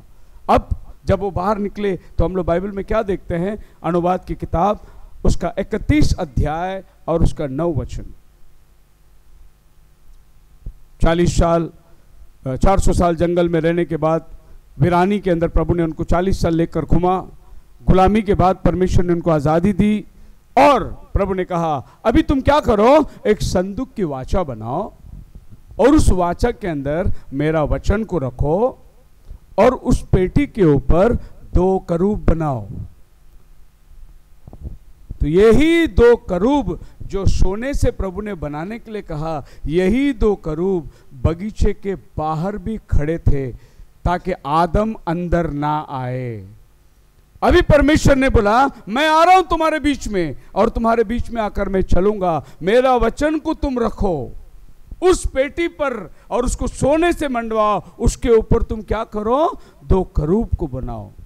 क्यों प्रभु ने करूब रखने के लिए कहा? क्योंकि यही करूब आदन के वाटिका की रक्षा कर रहे थे कि वो जीवन का फल ना खाए। अब वो जीवन का फल, जो जीवन का वचन था, उस पेटी के अंदर आ गया, जो मूसा को तख्ती पर परमेश्वर ने लिख के दिया। लेकिन उस तख्ती के पास जाने के पहले भी 2 करूब ऊपर खड़े रहेंगे। अब आप देखिए परमेश्वर ने अपने नियम को ऐसा रखा है। अब ये 2 करूब जो है उस संदूक की पेटी के अंदर जो वचन है उसकी रक्षा कर रहे हैं। अभी ऐसा हो गया, चोरी किया, खून दे दो बकरी का, मर्डर हो गया, बैल दे दो, और लोगों को आदत हो गई, कुछ नहीं, पाप हो गया तो जाके बलिदान दे दो, पाप फिर जाता है। एक बार मार्टिन एक आदमी को चर्च के पायरी पे शराब पी के वो पड़ा हुआ देखा, उसके साथ बैठा, बोला बेटा तो चर्च के पायरी पे शराब पी के पड़ा है। उसने जेब से चिट्ठी निकाली, अभी मैं फादर के पास से क्षमा मांग के आया है, कन्फेशन करके आया। संडे चर्च में जाएगा, मंडे फिर दारू के अड्डे में मिलेगा, फिर 50 रुपया दो, पाप की क्षमा मिल जाएगी। तभी मार्टिन लूथर को बहुत गुस्सा आया, उसने जाकर 95 थेसिस ठोक दी चर्च में। बोले किसने बोला तुम पाप क्षमा कर सकता है करके? पाप क्षमा केवल खुदावन करता है। जब यीशु ने एक औरत को कहा तेरा पाप क्षमा हुआ, फरीसियों ने पकड़ा ये कौन होता है पाप क्षमा करने वाला? और यीशु मसीह बताया क्या ये सीधा हो गया? आपको विश्वास नहीं है? एक बीमार को बोला अपना खाट उठा के चल, वो खाट उठा के चलने लगा। लोग बोले अरे इंसान पाप को कैसे क्षमा करता है? तो मैंने इसके पाप क्षमा किया, तो सोचो मैं कौन हूं? वो बता रहा था मैं परमेश्वर हूं। फिर से तुम्हारी संगति को ले आने के लिए वो वचन बनकर आया। और 40 साल वो संदूक की पेटी पर वचन बनकर रहा। प्रभु क्या कहता है मालूम है? मैं उसमें होकर तुमसे बात करूंगा। कहाँ? वो संदूक, ये संदूक की पेटी इतनी पवित्र थी, इतनी पवित्र थी कि इसको अगर कोई हाथ लगाया तो मर जाता था। ये संदूक की पेटी को जब वाचा को लेकर जाते थे युद्ध के मैदान में, दुश्मन अपने आप हार जाते थे। इस संदूक की वाचा को लेकर यॉर्दन में पैर रखते थे, नदी दुभाग हो जाता था। ये संदूक की वाचा लेकर जो जेरिको को घूम के आए, पूरा शहर नीचे उद्ध्वस्त हो गया। लोग परेशान, ये जादू की पेटी में है क्या? ये पेटी लेके चलता है तो इनका खुदा इनके साथ चलता है। इसीलिए फलिस्तियों ने सोचा सबसे पहले पेटी चुरा के ले जाएंगे, और प्रभु ने उनको पेटी चुरा के दिया नहीं। और जो पेटी को हाथ लगाया तो मरता था, अन्य जातियों पेटी को लेके चले गए और अपने दागोन के मंदिर में जाकर उसे रख दिए। और सवेरे उठ के देखे उनका भगवान दागोन औंधे मुंह गिरा था। सवेरे उठ कर आए, अपना देवता को उठा के रखा, बोले कि ये क्यों इस पेटी के सामने गिरा हुआ है? दूसरे दिन आके देखा वो गिर गया, चकनाचूर हो गया अभी। तब उन्होंने बोले ये पेटी कुछ तो भी जादू का है, अपना देवता भी इसके सामने टुकड़ा टुकड़ा हो गया, इसको भेज दो। अब ये पेटी इज़राइल का परमेश्वर ने भेजा हुआ आपत है, तो हम लोग आजमाएंगे उसको। एक दूध पिलाने वाली गाय को लेकर उन्होंने बैलगाड़ी में बांधा और उस बैलगाड़ी में ये पेटी को रखा और देखा कि ये गाय ये पेटी को इज़राइल के पास लेके जाती है क्या? और दूध पिलाने वाली गाय अपने बच्चे को छोड़ के कभी भी नहीं जाएगी। लेकिन वो गाय ने पेटी लेकर सीधे इज़राइल की छावनी में गई। तब इनको समझ में आया ये तो परमेश्वर की सामर्थ्य है, क्योंकि कोई जानवर अपने बच्चे को छोड़ के नहीं जाएगी। और वहां जाने के बाद उन्होंने गाय को बलिदान किया, उस पेटी को उन्होंने अपने पास ले लिया। बाइबल क्या कहती है? 2 कोरिन्थियन 5:18 के अंदर, all things are of God. हाँ,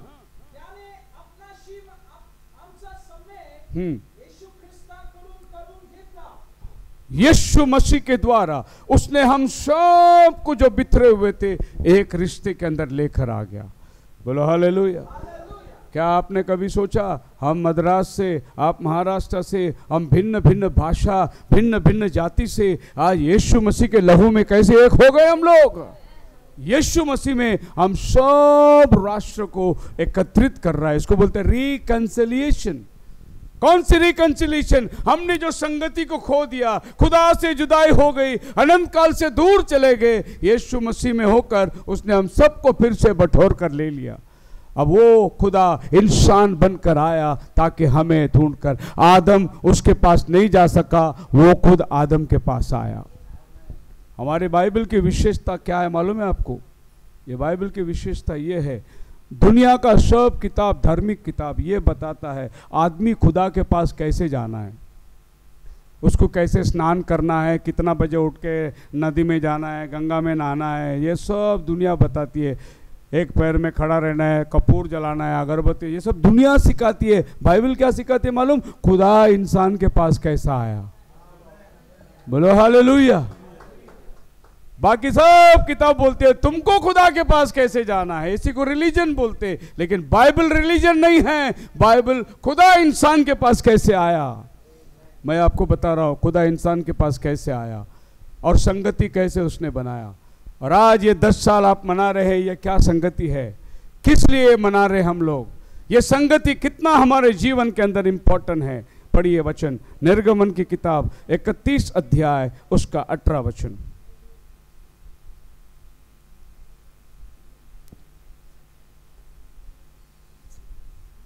Yes. And he gave. हाँ.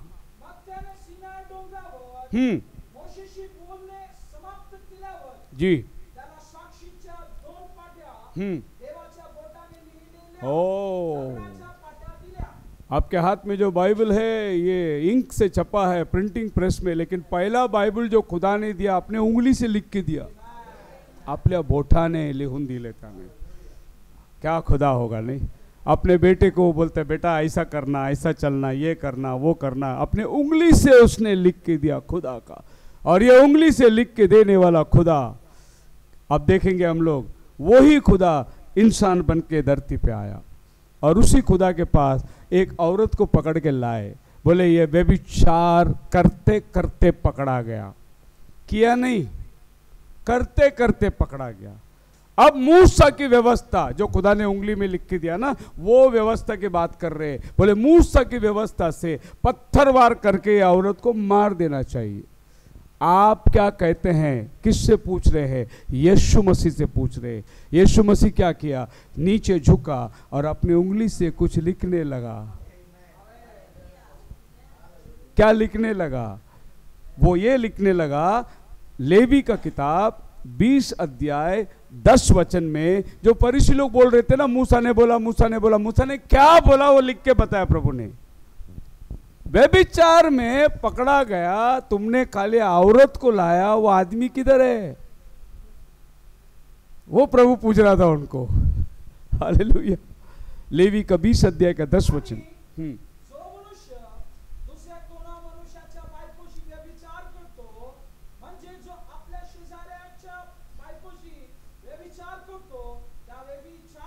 व्यभिचार्याला आणि व्यभिचारिणीला, पण या लोकांनी कोणाला आणलं?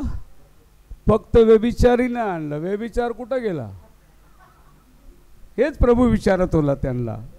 तुम्ही व्यवस्थेचं पालन करतात, मूसाने सांगितलं ते तुम्ही दाखवतात, आता पूर्ण वचन वाचा ना तुम्ही। यही तो आदम के वाटिका में हो गया था।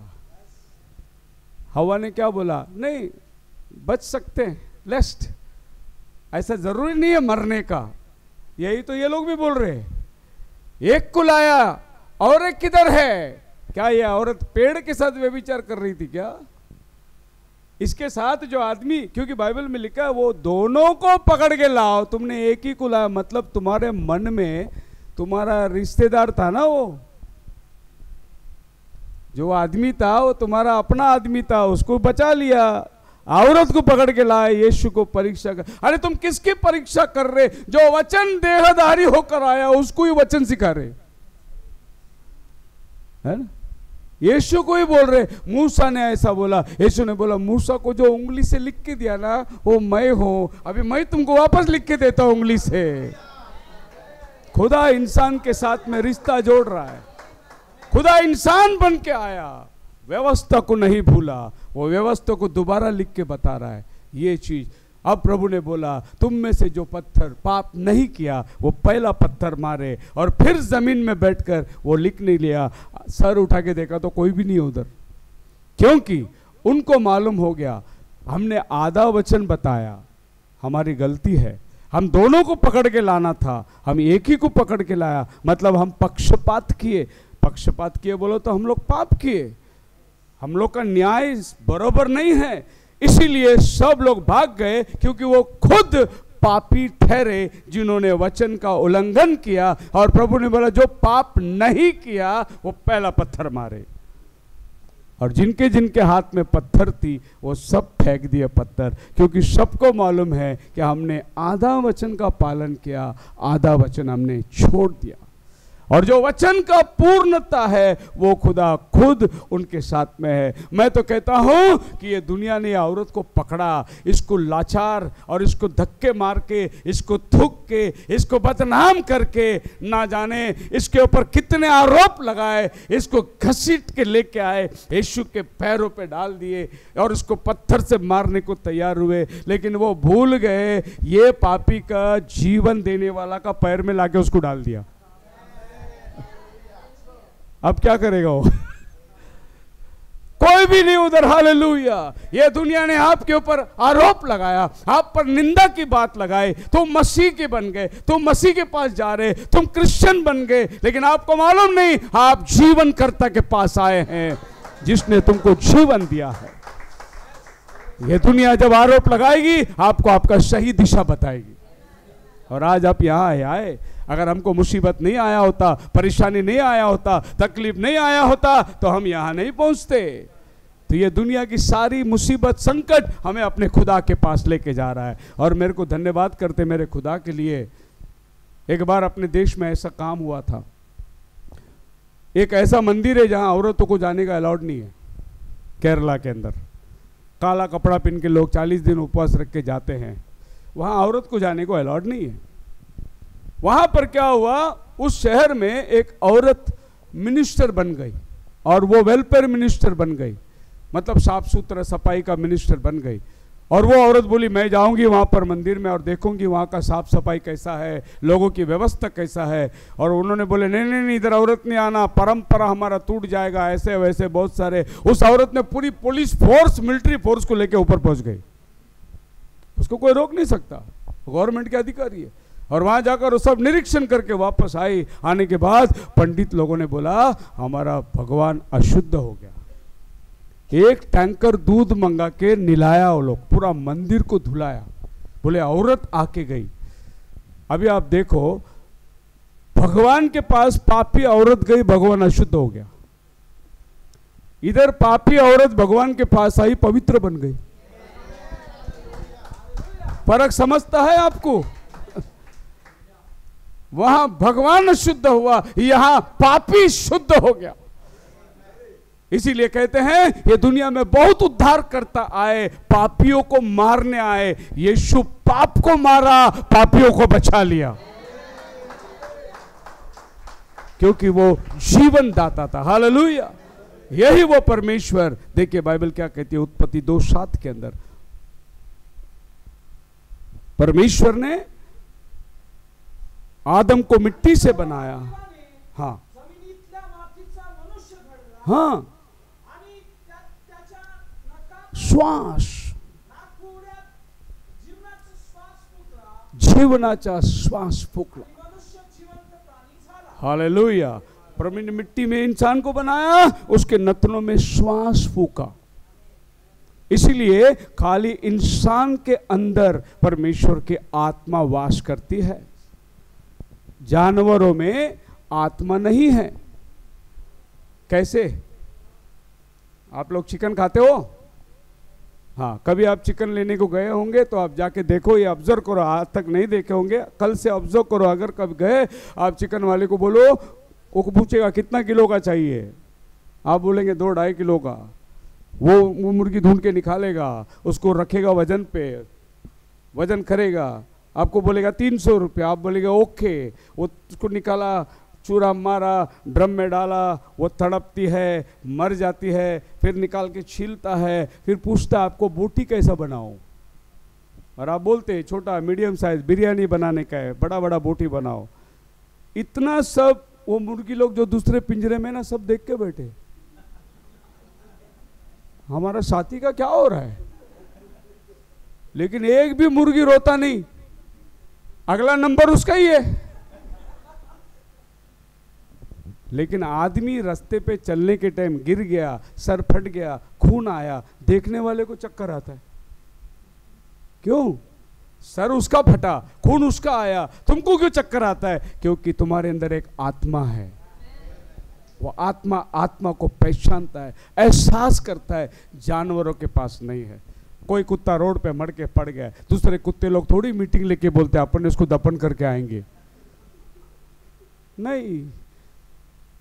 लेकिन इंसान कोई भी मरो, आदमी सहानुभूति करता है। एक मैयत जाएगा, आदमी खड़ा रहता है, इज्जत करता है। क्यों? क्योंकि ये शरीर जितना दिन जिया, इसमें खुदा की आत्मा रहती थी। इसके लिए इसको आदर के साथ पेटी में रखे, उसको जाके दफन विधि करते हैं, क्योंकि इसके अंदर खुदा की आत्मा वास करती थी। इसलिए बाइबल कहता है परमेश्वर ने श्वास फूका और आदम जीवित प्राणी बन गए। तुम्हारे अंदर जो आत्मा है, ये खुदा ने फूका हुआ सांस है। हमारे पास्टर थे, वो बोलते थे जाओ घर में, और तो टेप रिकॉर्ड का ज़माना था, अभी टेप रिकॉर्ड है नहीं, टेप रिकॉर्ड ऑन करो, कैसेट डालो, प्ले रिकॉर्डिंग दबाओ और जोर से सांस लो। बाद में टेप प्ले करके सुनो, वो बोलेगा यीशु। क्या बोलेगा? यीशु। तुम हिंदू हो, मुस्लिम हो, पारसी हो, सबका सांस में यीशु ही आवाज आता है, यीशु। ये क्योंकि ये उसने फूका हुआ सांस है, उसने आप में सांस डाला है। बाइबल कहती है। और कोई किताब बताइए जहां लिखा है कि परमेश्वर ने नथनों में श्वास फूका? कोई किताब गवाही नहीं देती, बाइबल गवाही देती है। अब यही परमेश्वर जब आदम दूर चला गया था वो आत्मा बन के आया। बाइबल क्या कहती है? यूहन्ना 20 अध्याय उसका 22 वचन में, जॉन चैप्टर 20 वर्स 22।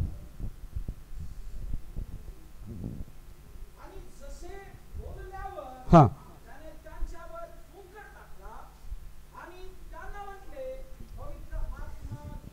वही यीशु जब दुनिया में आया, अपने चेलों को उद्धार का मार्ग बताया, पुनरुत्थान होकर जी उठा। अब वो चेलों के ऊपर क्या बोला? फुंकार टाकला, लो पवित्र आत्मा लो। ये वही खुदा है जिसने आदम को मिट्टी से बनाकर उसके नथनों में श्वास फूंक दिया। एक बच्चा जब माँ के पेट से बाहर आता है तो डॉक्टर उसके दोनों टांगे पकड़ के उसको उल्टा लटका के उसको एक थप्पड़ लगाता है, तभी बच्चा आ करके रोना शुरू करता है। नबी कहता है परमेश्वर की आत्मा उसमें आके समा गई। नहीं तो कभी कभी बच्चा मरा हुआ ही पैदा होता है, तो मां के पेट में खाली मांस और शरीर जो है वो बढ़ रहा है, जीवन बढ़ रहा है, लेकिन आत्मा खुदा के पास से आती है। वैसे जब हम संसार में थे मांस और जीवन, लेकिन जब हम प्रभु में आए उसने अपना पवित्र आत्मा हमारे अंदर डाला और हम लोग आज एक नया जिंदगी पा लिए हैं। हालेलुया। वही खुदा ये धरती में आके बोला पवित्र आत्मा, जिसने पहला आदम के नथनों में फूका, वही खुदा फिर से आकर क्या कर रहा है? फूक रहा है। लो पवित्र आत्मा, मतलब मेरी आत्मा तुम ले लो। खुदा के आत्मा के बगैर आप ये संसार में जी नहीं सकते, क्योंकि शैतान की आत्मा तुम्हें बुराई में लेके जाएगी, खुदा की आत्मा तुम्हारी रक्षा करेगी। इसीलिए प्रभु ने उनके ऊपर फुकार डाला। और पेंतिकोस्त का दिन क्या हुआ? जब वो चला गया, प्रभु पवित्र आत्मा के रूप में उतर कर आया और वे सब लोग जहां इकट्ठे थे भर गई। एक हवा चली आई, एक आंधी जैसी सनसनाहट आई और वे सब पवित्र आत्मा से भर गए। खुदा इंसान में रहने के लिए आ गया। हालेलुया। मस्जिद तोड़ो, मंदिर तोड़ो, किसी का दिल मत तोड़ो, क्योंकि खुदा दिल में रहता है। ईंट और पत्थर टूटेगा कोई नहीं, लोगों का दिल नहीं टूटना चाहिए, क्योंकि यही है वो मंदिर जहां खुदा वास करता है। सो एदेन के बगीचे में क्या हुआ? वो खुदा फिर से ये धरती पे संगति करने के लिए आया। पहला कोरिन्थियन 15 अध्याय उसका 35 वचन में बाइबल क्या कहती है? पहला आदम जो जीवित प्राणी और दूसरा आदम प्रभु यीशु मसीह आत्मिक। पहला शारीरिक था, दूसरा आत्मिक था। आपको पता है यीशु क्या कर रहा है? पहला आदम जो पहले बगीचे से परमेश्वर का वचन को तोड़कर बाहर चला गया, यीशु मसीह दूसरा आदम बन के आया, उसी बगीचे में बैठकर प्रार्थना कर रहा है, प्रभु वो खोया हुआ आदमी फिर से अंदर आ जाए। आपके लिए और मेरे लिए वो प्रार्थना कर रहा था। उसको बोलते हैं गेत्सेमनी बाग में जाके प्रभु ने प्रार्थना किया। किधर? गेत्सेमनी। आदम किधर गिरा? एदेन के बाग में गिरा। यीशु किधर गिरावट को उठाया? गेत्सेमनी बाग में। हो ना हो ये वही जगह है जिधर आदम गिरा था, वही दूसरा आदम भी आकर पहला आदम के लिए प्रायश्चित कर रहा है। इसीलिए क्रूस पर क्या बोला? हे पिता इनको क्षमा कर, ये जानते नहीं ये क्या कर रहे हैं। प्रार्थना आपके लिए और हमारे लिए किया। इससे एक बात साबित होता है कि वो आदम और ये आदम परमेश्वर से हमको दूर लेके गया, वो आदम हमको परमेश्वर के करीब लेकर आया। यही संगति के अंदर हमें लेकर आया। बोलो हालेलुया। आप मेरे साथ हैं? तो ध्यान से सुनिए। बस खत्म करने पर एक मौके बहुत ही बहुमूल्य चीज मैं आपको बता के खत्म करने चाह रहा हूं। पहला चीज, आदम जो प्रभु की संगति में दिन की ठंडे हवाओं में संगति करता, प्रभु से बात करता था, अब वो प्रभु के बगीचे से निकाला गया। ये जो पहला परमेश्वर इंसान बगीचे में संगति करता था और आदम ने वो संगति को खो दिया।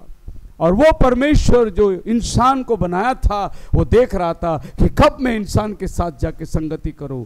और एक समय आया, उसके वायदे के मुताबिक उसने इज़राइल को बाहर बुलाया। निर्गमन 25 अध्याय 8 वचन में लिखा है, तू मेरे लिए एक तंबू बनाना और उस तंबू के अंदर मैं वास करूंगा और मेरे वचन के अंदर होकर मैं तुमसे बातें करूंगा।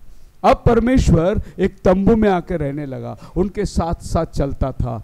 तंबू का मतलब है परमानेंट नहीं, टेम्पररी। तंबू का मतलब है जैसे तुम्हें चलना है अपने साथ लेकर चलो, जहां वो रुकेगा तुम भी वहां रुकना। सो खुदावन उनके साथ साथ चलता था और प्रभु ने बोला मैं उसके अंदर होकर, संदूक की वाचा में होकर तुमसे बात करूंगा। इस संदूक की वाचा के अंदर क्या है? परमेश्वर का वचन, जो तो तख्ती 10 आज्ञाओं के द्वारा दिया गया। और ये चलते चलते देखो, दूसरी बार, पहला बार आदम ने अपनी संगति को खो दिया, दूसरी बार प्रभु उनके साथ में आकर उन जंगलों में 40 साल उनके साथ घूमता रहा। प्रभु संगति चाहता है। कभी भी संगति से घर में मत बैठो। प्रार्थना सभा है, पहला उधर जाओ, खुदा की संगति पहला करो। खुदा तरसता है तुम्हारे साथ संगति करने के लिए। संडे तुम्हारा चर्च 9 बजे का है, 8:30 बजे जाके बैठो उधर, क्योंकि 9 बजे उधर खुदावन आता है और तुम 9:30 बजे आते हो। वो अपना टाइम का पक्का है, वो आकर इंतजार करता है मेरे बच्चे कभी आए मेरे पास। मैं टाइम का बहुत पक्का हूं। पास्टर ने मेरे को कल पूछा आप कितने बजे कल आने वाले हैं। वैसे पास्टर लोग बोलेंगे मैसेज का टाइम तभी आते हैं। मैं बोला कितने बजे? बोले 10 बजे नाश्ता है। मैं बोला मैं 10 बजे आ जाऊंगा। मैं 9:30 बजे आके बैठ गया इधर। मेरे को लेट पसंद ही नहीं है बिल्कुल, टाइम से पहला जाके पहुंचना है। और भाई ब्रनम कहते हैं जो खुदा से प्रेम करते हैं वो जाकर कब चर्च का दरवाजा खुलता है करके इंतजार करेंगे, कब मैं जाकर मेरा प्रभु को अपना मुंह दिखाऊं।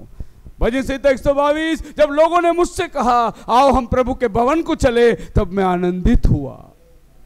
ये सब खुदा के बंदे खुदा के साथ संगति करने को तरसते थे। आज यही संगति में प्रभु हमको लेकर आया है। सो खुदा इनके साथ में संगति किया। ये 2 नंबर। 3 नंबर क्या है आपको पता है?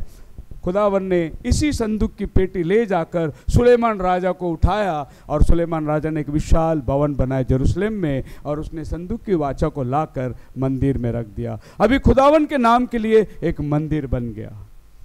जो परमेश्वर 40 साल जंगलों में भटकता था उनके साथ, वो लोग यरूशलेम में आकर एक विशाल भवन बनाया। सुलेमान राजा ने सोने से मंडवाया।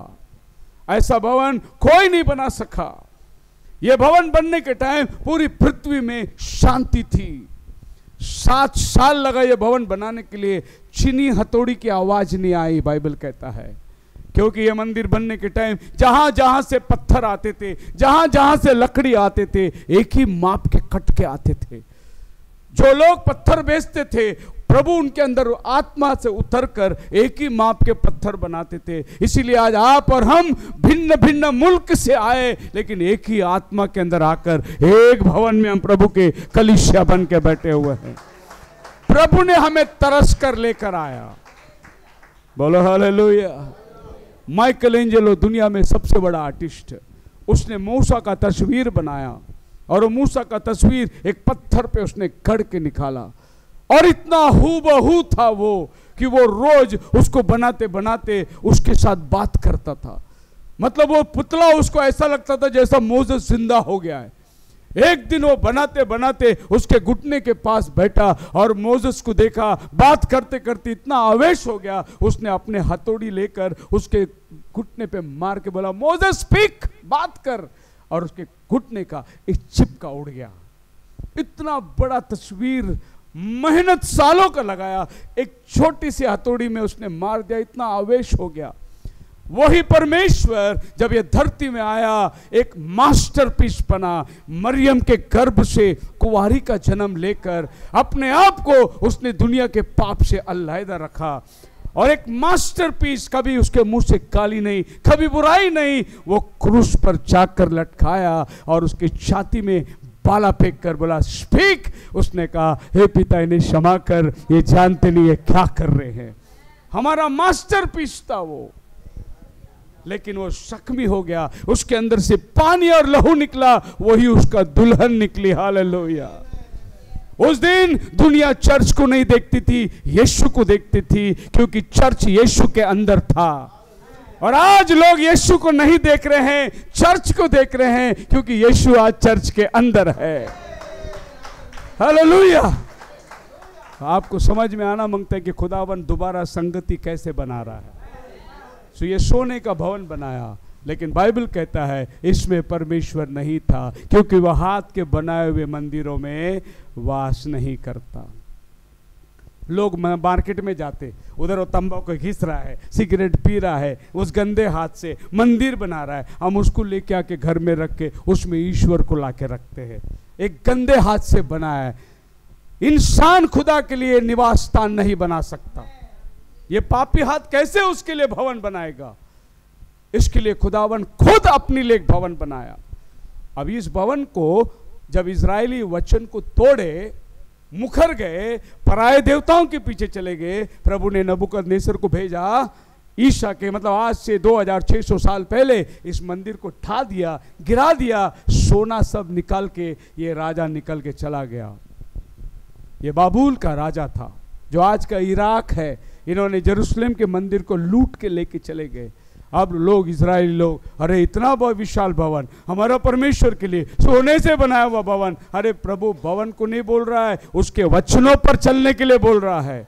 तुमने मंदिर तो विशाल बना दिया, लेकिन तुम वचन पर नहीं चल रहे हैं। प्रभु ने उस मंदिर अन्य जाति के हाथ में दे दिया और ये लुटवा के ले गया। इस मंदिर को फिर से एक बार बनाया गया नेहमाया के टाइम, और नेहमाया आकर लोगों को बुभारा, और परमेश्वर ने साइरस राजा को मन को नरमी की और नेहमाया को बोला, जा नेहमाया, क्या चाहिए तुम्हारे खुदा के लिए, ले जाओ और मंदिर बनाओ। जो आज का पर्शिया ईरान है, यही ईरान का राजा, एक दिन राजा साइरस ने बोला जाओ मंदिर बनाओ। आज वही ईरान इजराइल पर हमला कर रहा है। मैं अभी बताऊंगा आपको थोड़े टाइम पे क्यों ये हमला हो रहा है, ये बाइबल की भविष्यवाणी कैसी पूरी हो रही है। जैसे पास्टर जी ने कहा, मेरी आदत है आज का दुनिया का खबर को बाइबल में लेकर के मिला के बताना कि हम कौन से टाइम पे जी रहे हैं। ये बाइबल इतिहास नहीं है, ये बाइबल वर्तमान किताब है। आप जो अखबार पढ़ते, कल क्या हुआ वही अखबार में आता है। मेरा बाइबल कल क्या होने वाला है वो लिख के दिया है। ये जीवित किताब है खुदा का। हालेलुया। तो एजरा के टाइम पे यह मंदिर दोबारा बनाया गया, और इस मंदिर को बनाने के लिए 46 साल लगे। इसी मंदिर में प्रभु यीशु मसीह आकर खड़ा था, और प्रभु ने बोला इस मंदिर को गिरा दो, मैं 3 दिन में खड़ा करूंगा। उन्होंने बोले कैसे करेंगे, 46 साल लगे बनाने को। प्रभु उस मंदिर की बात नहीं कर रहा था, अपनी देह की बात कर रहा था। सो इस मंदिर के ऊपर सारे दुनिया के इतिहास है। सुनो, कोई भी दुनिया में, कोई भी राष्ट्र, कोई भी जात, कोई भी, लेकिन आज दुनिया का खात्मा, 3rd वर्ल्ड वॉर इसी मंदिर के ऊपर निर्भर है। क्योंकि अभी जो रोज अखबार निकाल के पढ़ो, रशिया बोलता है 3rd वर्ल्ड वॉर हो जाएगा, अमेरिका बोलता है 3rd वर्ल्ड वॉर, कोरिया बोलता है 3rd वर्ल्ड वॉर। ये सब 3rd वर्ल्ड वॉर की बात क्यों कर रहे हैं? क्योंकि सवाल मंदिर का आ गया है।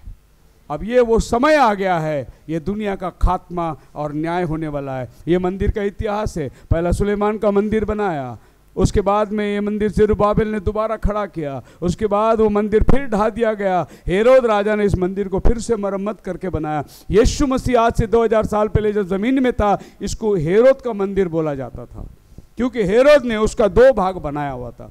और आज ये मंदिर दुनिया में सबसे हॉटेस्ट स्पॉट है, सबसे मतलब खतरनाक जगह जिसको बोलते हैं। अगर यहां कुछ हो गया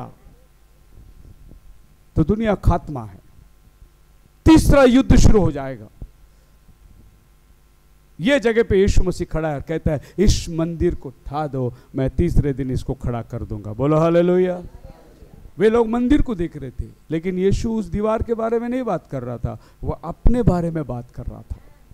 इसको गिराओ, 3 दिन में मैं खड़ा करूंगा। इसका मतलब पत्थर से बांधा हुआ मंदिर में ईश्वर नहीं वास करता, जीवता मंदिर तुम्हारे बीच में उतर कर आया है। इस मंदिर को ढा दो, तीसरे दिन मैं इसको खड़ा करूंगा। उन्होंने बोले 46 साल लगे, लेकिन आपको मालूम है इस मंदिर को उन्होंने क्रूस पर मारा, कब्र में रखा, तीसरा दिन मुर्दों में से जी उठा। इस मंदिर की बात कर रहा था वो, लेकिन लोग उस मंदिर को देखते थे।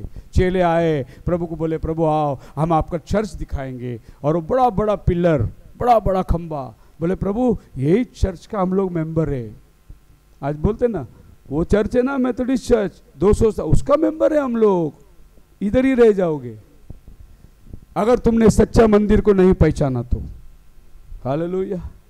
इस मंदिर को ढा दो, मैं तीसरे दिन इसको खड़ा कर दूंगा।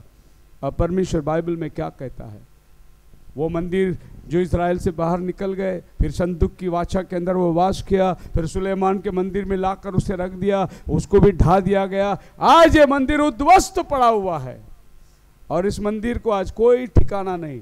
पर बाइबल क्या कहती है 1 कोरिन्थियन 3:16 के अंदर, तुम परमेश्वर के मंदिर हो, तुम्हारे अंदर प्रभु वास करता है।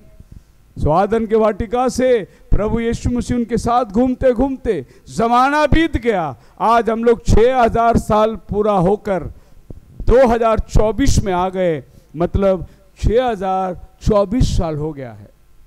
अब प्रभु अपना समय को खत्म कर रहा है और इस मंदिर को लेने के लिए वो बहुत जल्द बादलों पर आ रहा है और उसको हम लोग कहते हैं रैप्चर। जो आज इस मंदिर को शुद्ध किया है, बपतिस्मा लिया है प्रभु यीशु मसीह के नाम से, पाप का क्षमा प्राप्त किया है, प्रभु आपको लेने के लिए आ रहा है। और ये बहुत बड़ी इंसिडेंट होने वाली है। एक सुबह अखबार में छप जाएगी, हजारों लोग गायब हो गए हैं। खैर हम तो अखबार पढ़ने के लिए नहीं रहेंगे, लेकिन बाई चांस आप छूट गया समझो तो आप पढ़ोगे। हजारों लोग गायब हो गए, लेकिन हम तो गायब होने वालों के साथ चले गए, क्योंकि इस मंदिर के लिए उसने जान दिया है और मैंने उस मंदिर पर विश्वास किया है। अब याद रखना, वो मंदिर जिसमें यीशु मसीह खड़ा था और चेले बोल रहे थे ये हमारा मंदिर है, हमारा चर्च है, प्रभु बोला पत्थर पे पत्थर भी नहीं रहेगा। मत्ती 24 में चेले बोले प्रभु ये कभी होगा, ये मंदिर में पत्थर पे पत्थर, हाँ पत्थर पे पत्थर नहीं रहेगा। और प्रभु यीशु मसीह ने जो कहा 70 सदी में टाइटस ने जाकर पूरे मंदिर को लूट दिया, मंदिर को उद्ध्वस्त करके आग में जला दिया और सब पवित्र वस्तु वो लेके चला गया 70वीं सदी में। और यीशु मसीह ने 30 सदी में बोला था और ये बोला था एक पीढ़ी जाति न रहेगी इसको देखेगी। एक पीढ़ी 40 साल का है, 30 और 40 कितना हो गया, 70 में आ गया, मंदिर को लुटवा के ले गया। यीशु मसीह ने जो बोला था वैसे के वैसे हो गया। अब यीशु मसीह के जाने के बाद कलीसिया काल शुरू हुई और 600 साल के बाद इस्लाम ये धरती में आता है, पैगंबर। और 700 साल के बाद फिर एक राजा आया और उसने ये गिरा हुआ मंदिर पर उसने एक गुम्बद बनाया, मस्जिद। इसके ऊपर ही लड़ाई चल रहा है अभी। मुस्लिम बोल रहा है यहीं पर हमारा पैगंबर बैठे थे, उनको कुरान प्राप्त हुआ और यहीं पर उसने अपने बेटे इस्माइल को रखा था और यहीं से वो स्वर्ग गया था, ऐसा मुस्लिम बोलता है। यहूदी बोलते हैं यहीं पर मेरा बाप इब्राहिम ने अपने बेटे को रखा था, इसके लिए ज़मीन मेरे को चाहिए। क्रिश्चियन बोलता है मेरा यीशु इधर पैदा हुआ था, इसके लिए ये जगह मेरे को चाहिए। तो दुनिया का 3 बड़ा मज़हब एक जगह के लिए लड़ रहा है। अब ये जगह किसको देना है, इसके बंटवारा होने वाला है। ध्यान से सुनिए, ये बंटवारा आज से 2000 साल पहले यूहान प्रकाशित लिखने वाला 11वां अध्याय में देख लिया, बंटवारा हो रहा है उसका। और अब याद रखिए, बिल्कुल पिछले अक्टूबर महीने में जब इज़राइल के ऊपर हमला हुआ था हमास का, तो इज़राइल ने सीधा जाके मंदिर का कब्जा ले लिया और हमास को मार के बाहर निकाल दिया, पूरा गाजा पट्टी साफ कर दिया। बोला अभी तुम इस मस्जिद में आना ही नहीं। और ये पहला ईद हुआ जिसमें मुस्लिम लोगों को इसमें जाने को नहीं दिया इज़राइल ने। क्यों? क्योंकि आज से 2000 साल पहले जॉन ने देखा बंटवारा हो गया। जॉन को प्रभु ने एक सरकंडा दिया, बोला माप ले मंदिर को, बाहर का आंगन छोड़ दे, वो अन्य जातियों को दिया जाएगा। और अन्य जाति अभी मांग रहे ना, पलिश्ती क्या मांग रहे, हमको ज़मीन दे। अब ये बंटवारे का टाइम आ गया है।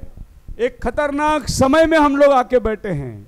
ये समय में जब उस मंदिर का बंटवारा होगा, याद रखना प्रभु अपने जीवते मंदिर को लेने के लिए आ रहा है।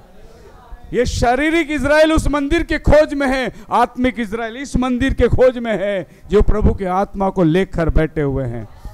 ज़करिया 12वां अध्याय, ये इन दिनों की भविष्यवाणी खुदा के बंदे ने क्या कहा। ज़करिया 12वां अध्याय पहला वचन से पढ़िए।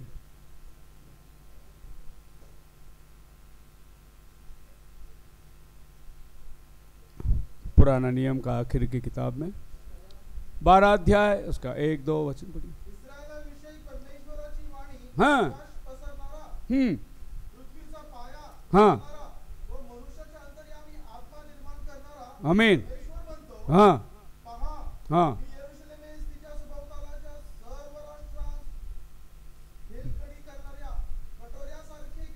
सर्व राष्ट्रीयांश या भूमीवर जेरुसलेम एक कठोरासारखा असणार, एक कठीण आणि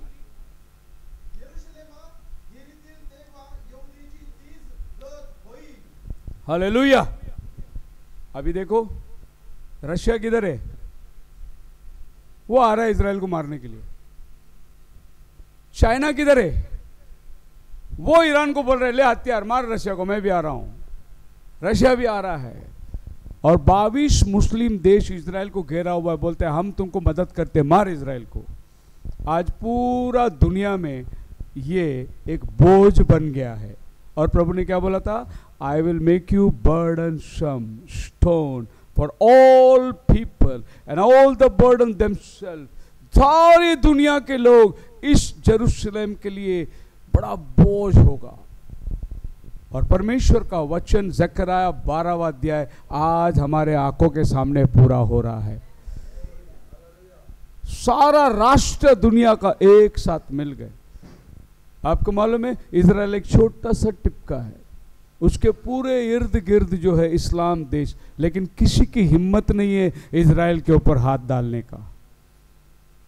इजराइल के पास उसका खुदा उनके साथ है। इजराइल बोलते हैं कोई मदद नहीं करना, हमारा खुदा हमारे साथ खड़ा हुआ है। मैं इस बात को बोलने से डरता नहीं। टाइम्स ऑफ इंडिया में छप गया था, ये सब फलिस्ती लोग मिसाइल डाल रहे हैं। उनका कैप्टन पूछता अरे तुम्हारा मिसाइल सब समुद्र में जाके गिर रहा है, क्या निशानी नहीं है क्या तुम्हारा? वो बोले हम तो निशाने पे मार रहे हैं, उनका खुदा हमारे मिसाइल को लेके समुद्र में डाल रहा है, हम लोग क्या करेगा? टाइम्स ऑफ इंडिया में एक मुस्लिम बोल रहा है उनका खुदा हमारे मिसाइल को फेंक दे रहा है समुद्र में। 5000 मिसाइल एक रात को भेजा, एक भी इजराइल में नहीं गिरा। क्या हो रहा है दोस्तों? प्रभु ने बोला जब यरूशलेम के ऊपर सब हमला करेंगे तब मैं खुद उतर कर वहां खड़ा रहूंगा। मैं इजराइल का रक्षक हूं। आज खुदा इजराइल का रक्षक कर रहा है। पूरी दुनिया आज इजराइल के आश्रय बैठी है।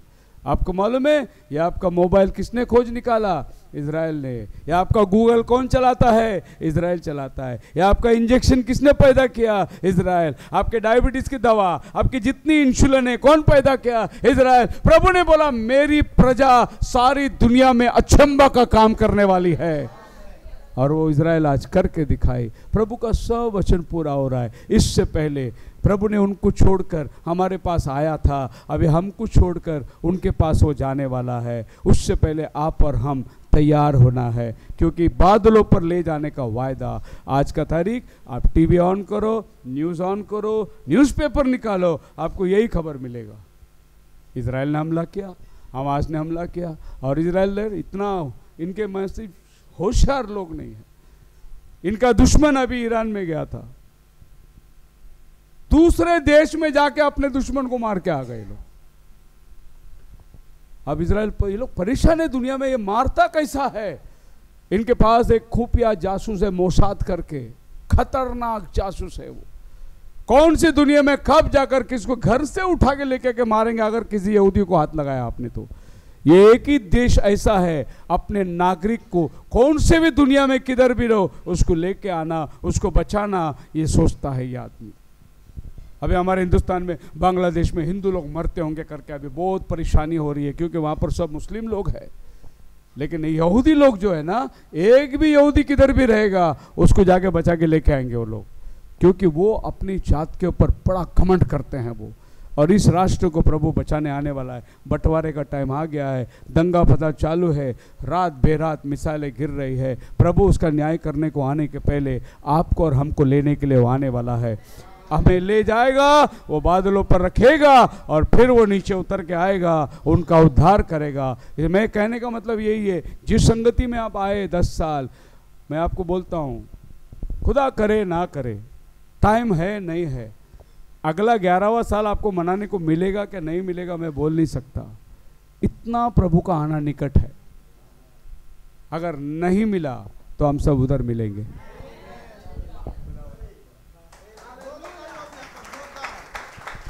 जोरदार जोरदार टाळी वाजूया।